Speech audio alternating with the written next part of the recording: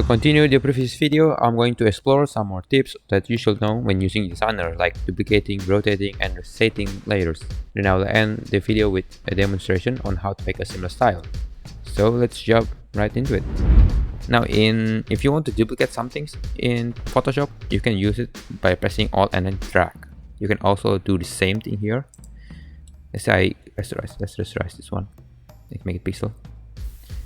And then if you hold Alt and then click and drag, thing here is if you click and drag using Alt is used to temporarily turn these two features off. So you don't want that to happen.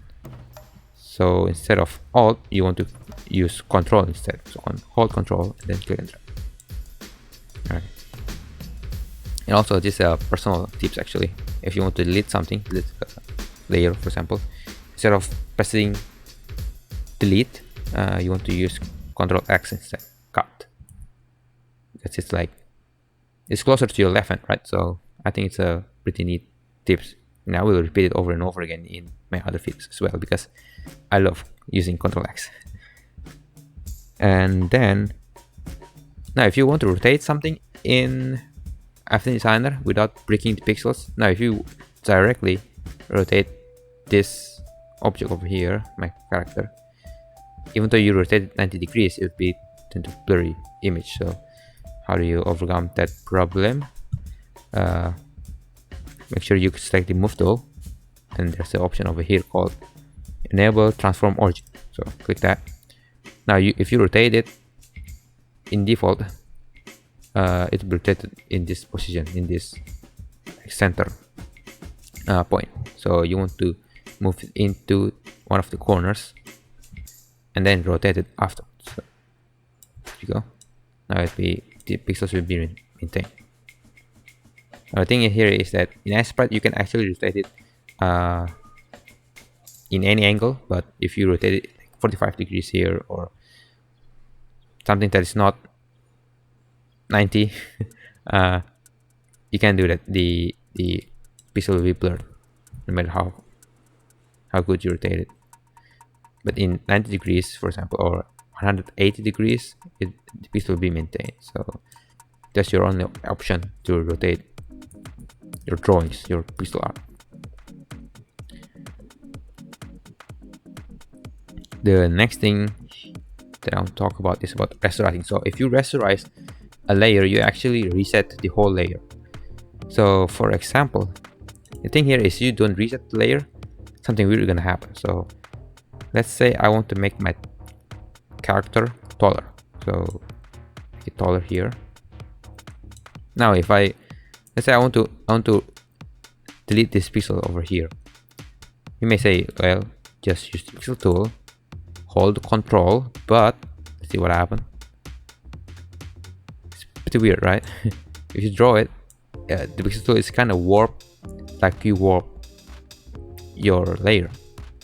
So it's not gonna erase properly or draw pixels properly because it's just warp, like your pixel layer is warped. So to reset the whole layer and reset your tool as well, you have to rasterize the layer. So right click and then rasterize. Rasterize it, and now the pixel tool is now can work properly over again. Okay, so why your pixel tool cannot work properly if you warp this layer, if you change the height or change the width of this pixel layer over here. So the thing here is that once you change the size of this layer, the original size is also maintained. So if you change it back to normal again, this one, right? Now the original size, it will turn to normal if you scale it back to normal, because the original size is maintained. But the thing is, once you rasterize it, the original size is no longer be maintained, and you cannot longer return it to normal. So if I rasterize this and try to make it normal again, you cannot do that anymore. You know, it will also be blurred because it no longer knows what's the original size of this image, of this layer. So That's the basic knowledge of a designer actually. So yes, to let you know about that. Now, last thing I want to show you is how to make a seamless tile using Affinity Designer. It's pretty simple.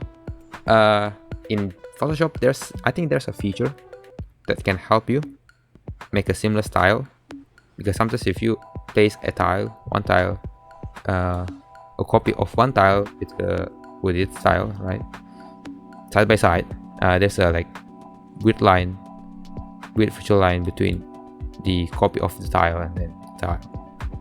So let me demonstrate. So let's make a simple tile. Let's say you want to make a dirt, like a ground tile for your tile map. Okay, I'm selecting the marquee tool here. Then make a square, flat, ground. Okay, kind of with color. I think this is more proper. Okay, then I'll switch to pixel tool. Get bigger. I'll deselect it. Alright, then let's choose a green color. Get a bit flash. Make my pixel bigger, and then click and hold shift to make a straight line. You know what? I want to make it in another layer instead. Oops. There you go. I call this one dirt, and I call this one grass, I guess. And I'll make a texture out of it.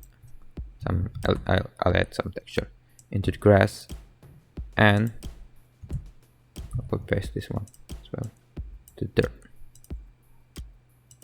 Okay, so I just put a layer inside the layer. So the thing is, if you do that, you actually mask this texture layer inside the grass layer.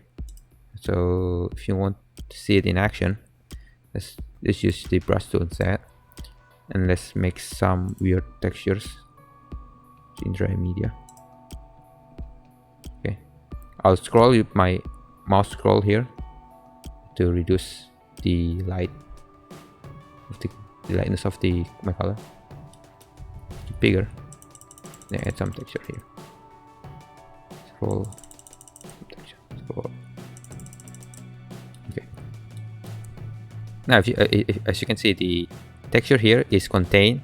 So my green color here is not, it cannot be painted. It will not be shown outside the grass layer. So if I put this one out, as you can see, I actually spilled out the color bit, but because it is masked inside the grass pixel layer, it won't be shown. So I think that's one of the things that I really like about using Affinity Designer.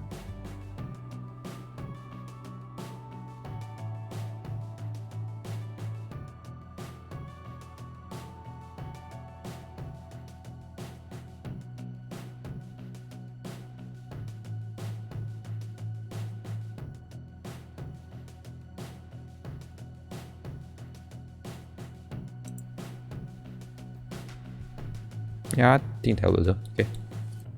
Now if I duplicate this one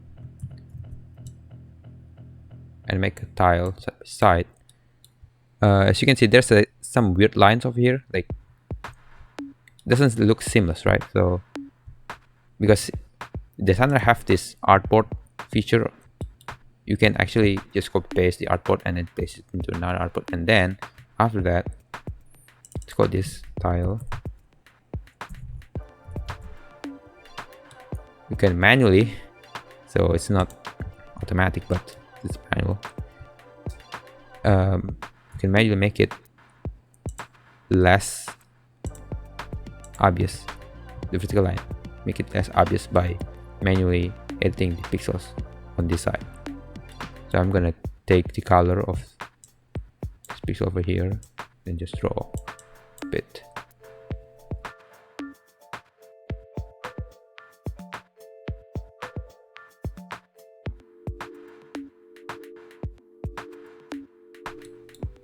Yeah, I think that'll work. So once you're done with that, you can delete this one, and then you can export this file, this style, into your game, and then copy paste this style over and over again. And it will not have that, you know, weird line from one tile to another, making it look more professional. So yeah, I think that's all about it. That's all the tips and the tricks, do's and don'ts that you may want to know about Affinity Pixel. So yeah, that is all for this video. If you think I missed something, please do leave a comment. Maybe someone will read it and they may find it helpful. I certainly will find it helpful if you share something in the comment section. Anyway, thank you for watching and have a very blessed day.